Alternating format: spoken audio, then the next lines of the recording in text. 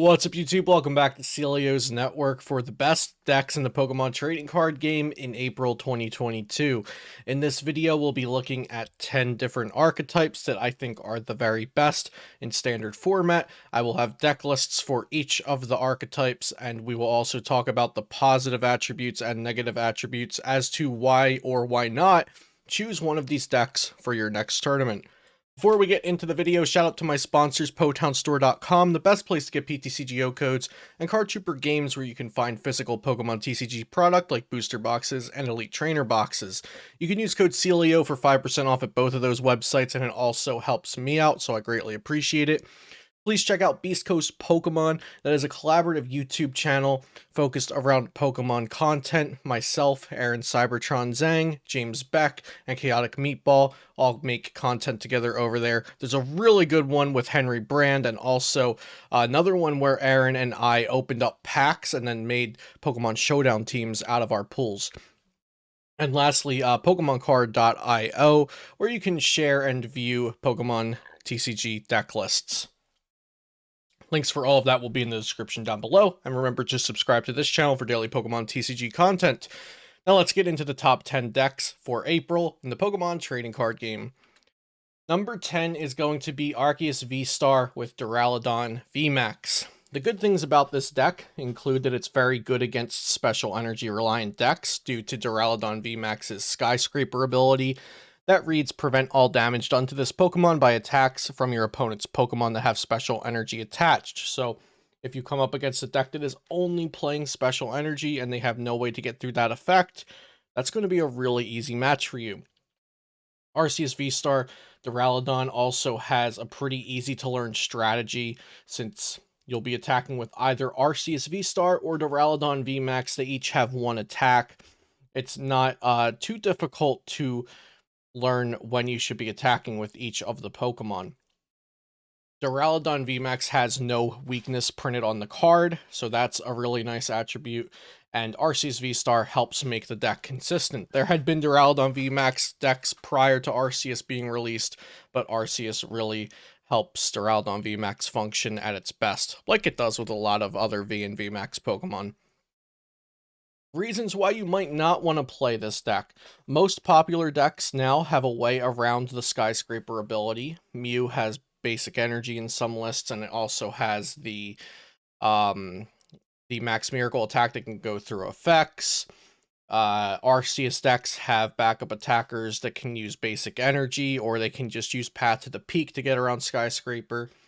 Players are more prepared for Arceus Duraludon now, so whether that's going to be they're teching in a way to beat Skyscraper, or they just have new strategies to beat Duraludon Skyscraper, or they're playing just a completely different deck because their old deck got walled out by Skyscraper. And like I said, it has a very easy to learn strategy, but that also means that it's lacking alternative attackers and alternative strategies for playing around different situations and matchups. And players are teching against Arceus V-Star in general. So although this isn't an Arceus V-Star focused deck, if you're coming up against a lot of fighting type decks and fighting type attackers within decks, then in the early game when you really want to focus on Arceus V-Star, the Arceus might be getting knocked out quicker than you would like it to, and that can hurt the deck. One of this deck's recent placements was getting top 16 in Sao Paulo regionals, so not a bad placement at all, and that was piloted by Jao Coleone. And this is a list by myself here. Nothing too crazy, but Zhao from Sao Paulo didn't have his list yet, so I just put up one of my own lists for Duraludon VMAX here. Hyper Potion and Crystal Cave for some healing, Collapse Stadium for some disruption, especially against decks like Suicune that want a larger bench size, and everything else is just consistency. To get the Arceus out there early, get energy on your Duraludon VMAX, and then start swinging with Gmax Polarization. At number 9 is going to be Gengar VMAX with Houndoom, or Single Strike Gengar. The pros for this deck: it hits Mew VMAX for weakness. That's a very good thing to have on your side. It can knock out anything in just one attack with Gmax Swallow Up between Single Strike Energies and Choice Belt. Gengar has high HP, and some decks will choose to play Big Charm to buff it up to 350. And this deck in particular has good tech attackers. You can attack with the Houndoom and Houndours. You can play Stone Journer. You can play more Peko. And then reasons maybe you don't want to play this deck. Gengar VMAX shares a weakness with Arceus VSTAR, so people attacking against Arceus will also hit Gengar with collateral damage. And then this lacks consistency compared to other top decks, in my opinion. Here is a list. Zachary Cooper placed third out of over 600 players in Salt Lake City Regionals with this list. Playing that Stone Journer that I mentioned, opting not to play the more Peko as well. Playing a lot of early game consistency with the 4 Battle VIP Pass, 4 Quick Ball, 4 Ultra Ball, 4 Research in Marnie, Lumineon V, and Crobat V. Really trying to guarantee a nice setup for the deck and then just steamroll from there. At number 8, we have Arceus VSTAR with Gengar VMAX, just slightly above the Gengar Houndoom version. Positives about this deck is going to be, again, Mew VMAX is weak to Dark, so that's great for Gengar. In this variant, however, Gengar cannot one-shot everything because it doesn't have single strike energy, but it can one-shot other Arceus V-Stars if you have a Choice Belt and they do not have a Big Charm. This is more consistent than straight Gengar, in my opinion. And it has 2 and 3 prize attackers, so you can try to force your opponent into an 8 prize card game, so to speak, if you make them knock out a Gengar VMAX and an Arceus, then a Gengar, or an Arceus, then 2 Gengar VMAXs. The negatives about this deck: Gengar shares weakness with Arceus V-Star. It has limited damage output without Houndoom, like I mentioned. This deck feels limited in options, especially the first place Salt Lake City list, and then it also has a predictable strategy, which goes along with being limited in options. So this is Drew Kennett's list that he won Salt Lake City Regionals with. I think it was a fine list for that event, but I think it's lacking options moving forward, but this is kind of the baseline deck list for Arceus Gengar. Number 7, Suicune V Ludicolo. Why would you play this deck? Suicune Ludicolo can one-shot anything. Blizzard Rondo, if you and your opponent both have a full bench, does 220, and then Ludicolo's Enthusiastic Dance buffs it up by another 100 to make that 320. You can even use 2 Enthusiastic Dances in a turn to buff your attacks by 200 if you ever need to. Suicune V Ludicolo is not heavily affected by Path to the Peak, so that's good. It is affected by Collapse Stadium, however. You can often search for exactly what you need because you have Scoop Up Nets and Drizziles and Inteleons, and you can just, Scoop Up Net one of those and Shady Dealings for 2 more cards, maybe Drizzile for a 3rd card. You have a lot of access to your deck.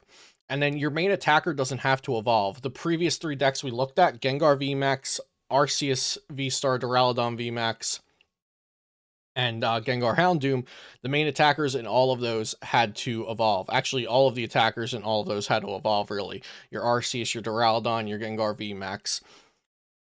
They all have to evolve, so that's an extra step. Suicune V is at its strongest in its basic form. So the cons to this deck: Suicune has relatively low HP. You can play a Toughness Cape or 2 in the deck to fix that. Opponents can play around you and limit their bench size, and they can also play Collapse Stadium. We do have Echoing Horn to fix if the opponent's limiting their bench size. You can Echoing Horn things from their discard to their active or to their bench. And then I do think this deck is difficult to play perfectly. It has like a mid-skill floor, which means the point of entry, you have to be pretty decent with the deck to get like some okay results out of it. And then it takes a lot to master the deck because of all the search options you have. There's always optimal cards to search out, and every time you're not searching out the perfect 2 cards with Shady Dealings, that's a misplay. So here is Finnegan's list. He got 2nd at Salt Lake City, losing to the Arceus Gengar list we just had a look at. I think this list is still really good, but as Finn talked about in a video recently on this channel, deck lists change from tournament to tournament. He's already thinking about some cards to take out of this for the next one. Number 6 is Jolteon VMAX Inteleon. What are the positives about this deck? So this deck plays 4 Marnie, 4 Path, and Marnie Path can hurt a lot of decks in the current format between Mew decks and Arceus decks. Jolteon also preys on weak support Pokemon on the bench, like Sobble, Drizzile, Bidoof, things like that. It has the ability to come back with multiple KOs in just one turn because of Max Thunder Rumble doing 100 and 100. And pairing Cheryl and Elemental Badge to just need one more energy attachment after the Cheryl can effectively give you free turns where you erase whatever your opponent did to your Jolteon last turn, as long as they didn't knock it out. The negatives, Jolteon has pretty low HP for a VMAX. It has underwhelming damage output. It shares weakness with Gengar and Arceus, so it will take collateral damage from the both of them. And Manaphy can be teched against Jolteon. Here is a list from Andre Chiasson, who placed well at Liverpool with the deck. But actually, Leonardo Lari recently placed third out of over 300 players in Sao Paulo with Jolteon VMAX. I don't have the list for that, but I shared a list for another recent high placing performance from Jolteon. Number 5 is going to be Rapid Strike Malamar with Inteleon. Now, I did want to just say Rapid Strike Malamar, but I decided to specify Inteleon. Rapid Strike Malamar with Cinccino is also good, and you might even consider choosing that over Inteleon if you wanted to play the Manaphy from Brilliant Stars, because in the matchups where you don't need Manaphy, you can just discard it with Cinccino. But overall, I think Inteleon raises the potential of this deck and allows you to hit higher numbers with Rapid Strike Tentacles more often. So the positives about this deck, it's single prizer focused, so it trades favorably with everything that's not single prize focused. You can do 320 plus damage for 1 energy, which is crazy, especially on a single prizer. The Inteleon engine allows for frequent searching. You just scoop up netting and shady dealings everywhere with this deck. And like I mentioned, you could tech Manaphy for this deck's worst matchups, which are Jolteon and Rapid Strike Urshifu VMAX, but the Manaphy feels pretty bad in the Inteleon version. Negatives about the deck, it's difficult to play this deck well. I'm sure if you're a beginner, you'll still have a lot of fun picking up the deck, and it's very cheap to boot, but it's hard to play a perfect game with it. And also it's poor against Rapid Strike Urshifu, which just won Liverpool, so that has some hype around it. Here is the second place list from Liverpool. It lost to that Rapid Strike Urshifu being piloted by Robin Schultz in the finals of Liverpool. Second of 373 players by Brennan Kamerman. Not playing Manaphy, of course. Lost to Rapid Strike Urshifu in the end, but got to the finals without Manaphy. Maybe wouldn't have gotten there with that extra card that's dead in a lot of matchups. So like I said, I think Manaphy fits better with the Cinccino build, and I like this list for the Inteleon build. Number 4 is the Rapid Strike Urshifu VMAX deck we're talking about, but this is no normal Rapid Strike Urshifu VMAX, and I think specifically Rapid Strike Urshifu VMAX with Inteleon plus some kind of dark attackers is the number 4 deck, not just Rapid Strike Urshifu VMAX straight without any dark. I think it's pretty much this concept or this specific list is what's up there for me. So the positives, it hits important weaknesses. You're hitting Fighting, Arceus, Gengar, Jolteon, and you're hitting Dark, Mew VMAX. You can snipe support Pokemon with Rapid Flow. You have a lot of options in different lines of play, especially with Robin's exact list, and you have consistent searching with the Inteleon engine. The negatives, it's very difficult to play. This can easily turn into a pile of 60 cards that does nothing if you're not playing well.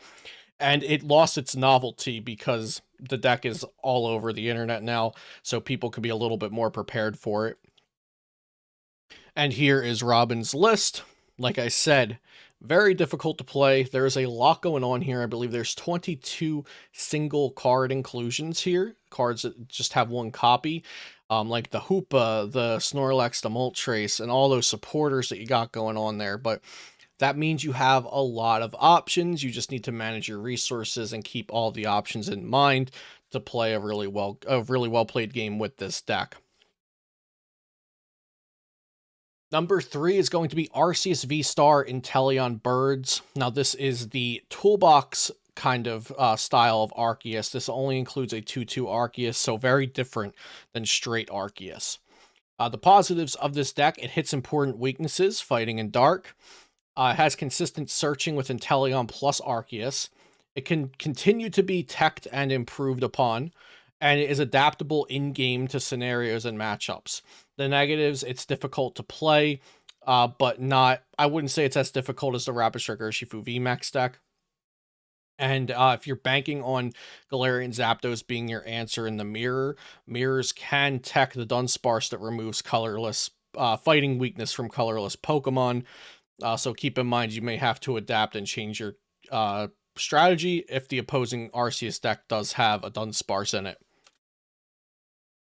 So this deck started out back in the Brisbane regionals with Peter Lowe, and then Ian, Rob, and Nick Moff at Salt Lake City, and then again in Liverpool, getting a top 16 piloted by Stephen Mao, adding back in the Hoopa, adding a second Raihan, and adding the Free Retreat cast form as well. This deck is so much fun to play. It is challenging, but I definitely encourage you to challenge yourself with it. Because it has a lot of options. You've got your Zapdos with a cape or your Moltres with a cape. You have your baby Moltres that are good against a lot of decks, but especially Mew VMAX. You still have your 2/2 Arceus, whether as an attacker for the ability or both. And of course, we even have that one water energy, so you can use Aqua Bullet or the Rain attack from Cast Form that spreads 20 damage everywhere. So many options in this deck, similar to the Rapid Strike Urshifu VMAX deck that we just looked at. And this is a really good deck, in my opinion. Next, we're looking at straight Arceus or Arceus VSTAR Inteleon. This is an adaptable deck that can be built to have passive and aggressive options, or be built to really tune in on either one of them. So you can be focused on the big charms, the Charon, maybe even Hyperpot, Path and Marnie, things like that. You can also go aggressive with Echoing Horn, Choice Belt, Zigzagoon. Sydney could even be considered aggressive to rip cards out of your opponent's hand. Extra Boss's Orders, things like that. This deck is very consistent from turn 2 and on, which implies a negative of the deck being that turn 1 can be a little shaky. You just need to get an Arceus and an energy down. This deck can be built differently for whatever the meta calls for, and it can be influenced in game by players' skill a lot. Negatives: it can be difficult to play. It can be a little overwhelming at first because you get to have a lot of options, but it's also very fun, so I think they counteract each other a little. You only have one reliable attacker outside of Tex, so if this deck typically isn't playing Raihan in the current build, so Aqua Bullet is not an option for an attack. At least a reliable option, and you're typically not playing other V Pokemon. Some people do Tekken 1 Crobat VMAX, but again, not an entirely reliable attacker, so you are planning for most of your game to just be played with Arceus VSTAR with the straight Arceus decks. And then also note that it's popular and that it's being countered. Here is the list. First place from Sao Paulo Regionals. Oh no, I'm sorry. Its recent placement is first place in Sao Paulo Regionals, piloted by Bruno Sermon. But the list we see here is actually the top 8 list by Xander Perro and Isaiah Bradner. Bruno just recently won Sao Paulo Regionals with the deck at the time of recording this, so we don't know his deck list just yet. But showing off a list from a previous regionals by Xander Perro and Isaiah Bradner here. And lastly, Mew VMAX. Mew VMAX is the best deck in format. Right now, it's not oppressively the best deck in format, though. The format has kind of revolved around Mew VMAX and formed itself around respecting Mew VMAX and understanding that it is a necessary evil right now that kind of brings everybody together. So the positives for Mew VMAX: it has a low skill floor. It's easy to pick up and play and win. You could put 4 bad cards in the deck and misplay, and you can still win games because the deck has so much inherent power. Meloetta can hit turn 1 to 10 plus damage. Like, it does so much damage turn 1. You can win games just because of that. The deck is very, very consistent as long as your abilities aren't turned off by Path to the Peak. And it can beat even its worst matchups because it can attack out of nowhere and do a ton of damage. The negatives about this deck, it's difficult to sequence it perfectly, but like I said, it has a low skill floor, and a lot of times you won't need to sequence it perfectly to win. But at the highest level, it's pretty hard to play an absolute perfect game with Mew VMAX. Even going further, it's harder to play a perfect set of 2 out of 3 with Mew VMAX because there's so many cards being played, so many cards being drawn, a lot of things to sequence properly. Mew VMAX is definitely the most heavily targeted deck in the format, meaning people are trying to counter it with everything, and it's prone to hand disruption plus Path to the Peak. Here is a list from third at Liverpool Regionals, piloted by Leonard Timmers, and I believe the same list also got top 8, piloted by Logan Madden, or possibly top 16, but I know they also did well with the same exact list. Nothing too fancy about the list. Similar to Natalie's from Brisbane, playing an extra stadium, however, which I would tend to agree with there. Just an extra out to get rid of Path to the Peak. So here are the 10 archetypes we talked about today in their ranking. Mew VMAX number 1, Arc-Intel number 2, Arc-Intel Birds number 3, and going down the list. If you wanted to screenshot that for safekeeping, share with a friend, now is your time to. And those are the best decks according to me in April 2022. Of course, these decisions were influenced by statistics and tournament results, but overall, this was an opinion piece on what I think the best decks are. And please discuss it amongst yourselves and, you know, with me in the comments down below. I want to hear what you think about my top 10 list, what decks you think deserve to be up there, and why you think they deserve to be up there. That's all I have for you today, but I hope you all enjoyed this video, and please do subscribe to the channel for daily Pokemon TCG content, leave a like and a comment, and I'll see you next time here on Celio's Network.